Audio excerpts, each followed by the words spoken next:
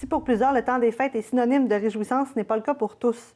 Selon le plus récent bilan fin 2015 qui a été dévoilé par les banques alimentaires du Québec, près de 15 des ménages aidés par ces organismes à travers la province l'ont été pour la toute première fois.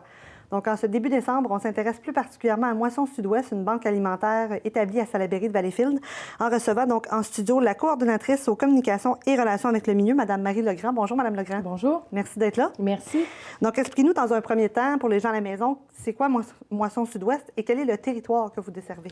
Oui, la mission de Moisson Sud-Ouest. Moisson Sud-Ouest a pour mission d'aller récupérer des denrées chez ses fournisseurs et de les redistribuer à ces organismes accrédités et qui, eux, par la suite, redistribuent auprès de leur clientèle respective. OK.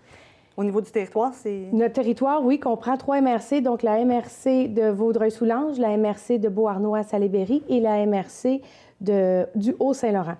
Donc, c'est 3 territoires qui sont quand même assez vastes, mais ce qui est important de comprendre, c'est que une moisson ne peut pas aller au-delà de son territoire. On ne peut pas aller solliciter des fournisseurs qui ne sont pas dans notre territoire. Donc, on est vraiment dépendant des fournisseurs qui sont à l'intérieur de notre territoire. Donc, côté quantité et variété, on est limité. OK. Au niveau du bilan fin, j'en parlais un peu en introduction. Les données, en fait, qui figurent ont été recueillies en mars de cette année. Et au niveau de Moisson Sud-Ouest, c'est quoi les observations qu'on y retrouve? À quoi ça ressemble les données qui figurent dans ce bilan-là? Oui, il y a eu une augmentation du nombre de visites dans les programmes de dépannage. On était à peu près à 4 760 visites. On a passé à plus de 8 000. Donc, il y a quand même une bonne augmentation. Oui, exactement. On le voit aussi dans le nombre donc, de personnes. Forcément, il y a une augmentation dans le nombre de personnes par ménage qui ont visité les centres de dépannage. Et ce qui est important aussi, ce qui est important pour nous de comprendre, c'est que parmi les personnes qui sont aidées, il y a 44 des personnes qui sont des enfants de moins de 18 ans.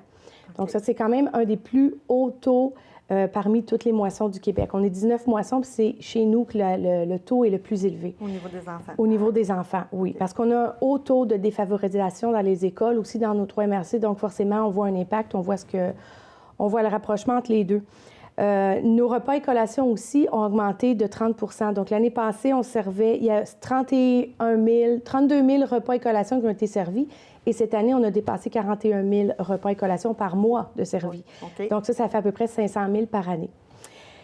Aussi, les chiffres intéressants, c'est que oui, il y a beaucoup de gens qui sont sur l'aide sociale. Là, 70 des ménages qui sont sur l'aide sociale, mais il y a quand même 8 des personnes qui ont un emploi. Donc, okay.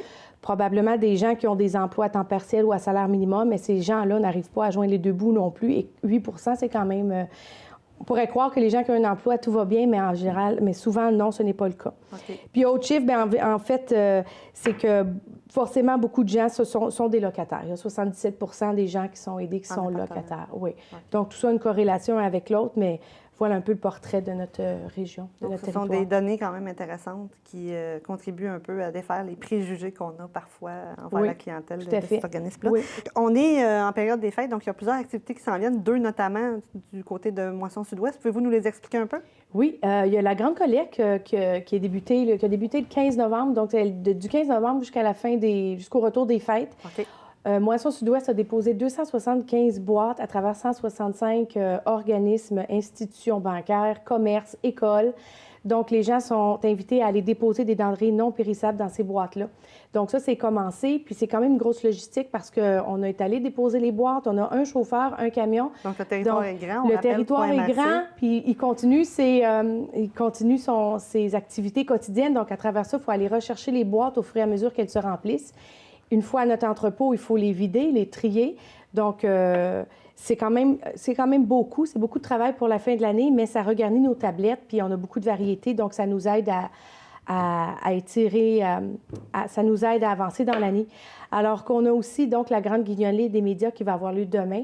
Jeudi le 3. Oui, exactement. Pour Moisson Sud-Ouest, c'est 11 points de collecte que nous avons à travers nos 3 MRC. Okay. Donc, on a un point de collecte à Beauharnois, à Huntingdon, 5 points à Valleyfield, 1 point de collecte à Coteau-du-Lac, 1 point à Pincourt et 2 points à Vaudreuil-Dorion.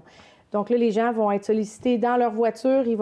Vraiment, nos bénévoles sont aux 4 coins, aux 4 coins du territoire pour solliciter les dons, principalement monétaires. Les gens peuvent aussi donner des dons des denrées ou autre chose. On est là avec... on a des camions, des boîtes et tout ça.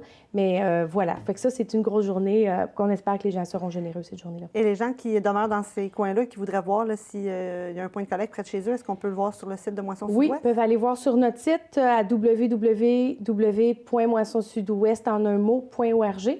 Donc, ils peuvent aller voir là-dessus nos sites. On a aussi notre page Facebook où ils peuvent trouver du détail sur les sites. Alors voilà, ou nous appeler complètement s'ils ont envie à la dernière minute peut-être de se présenter sur un site, pourquoi pas. Parfait. On rappelle aux gens que c'est pas juste pendant le temps des fêtes qu'il faut donner, c'est à l'année. Donc, exactement, à l'année. Et notre site Internet est ouvert à recevoir des dons. On peut faire des dons directement sur le site en tout temps, là, dès aujourd'hui, puis tout au long de l'année. Parfait. Donc, on invite les gens à le faire. Et merci beaucoup. On vous souhaite beaucoup de succès pour ces deux activités-là. Merci d'avoir été avec nous pour en parler. Bien, merci beaucoup.